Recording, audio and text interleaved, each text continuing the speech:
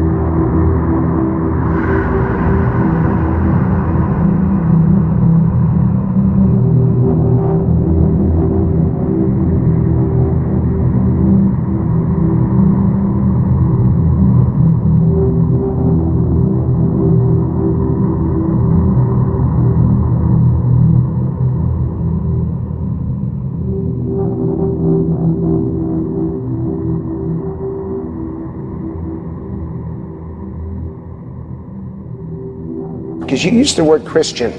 Have you ever asked God for forgiveness? That's a tough question. I don't think in terms of, I'm a religious person. Shockingly, because people are so shocked when they find this out, I'm Protestant, I'm Presbyterian. And I go to church and I love God and I love my church. And Norman Vincent Peale, the great Norman Vincent Peale, was my pastor.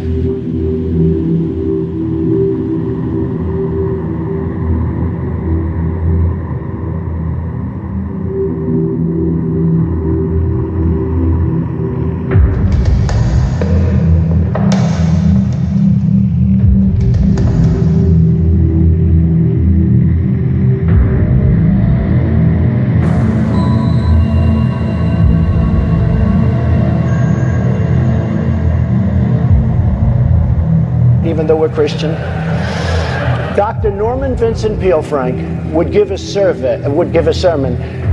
I'm telling you, I still remember his sermons. It was unbelievable. And you could listen to him all day long. When you left the church, you were disappointed that it was over. He was the greatest guy. And then, you know, he passed away, but he was a great, he wrote The Power of Positive Thinking, which is a great book. But have you ever asked God for forgiveness?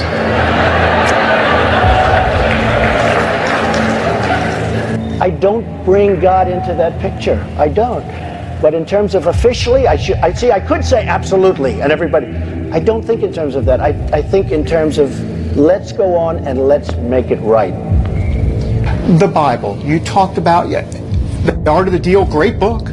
The Bible, even better. Why is that for you? Well, there's so many things, like, you know, you take whatever you want to say, there's so many things that you could learn from it.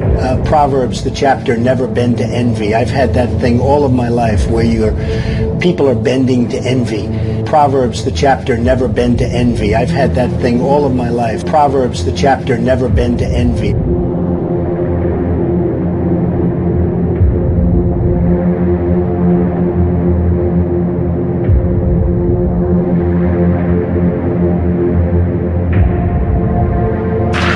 And Fox is a great supporter of Israel and believes strongly in Israel, that I can tell you.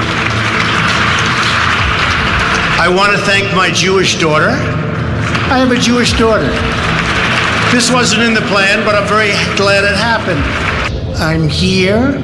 I'm not making speeches. I'm just going to say thank you all very much. It's a tremendous honor. We love Israel. We will fight for Israel 100%, 1,000%. It will be there forever. Thank you. Thank you very much. Thank you.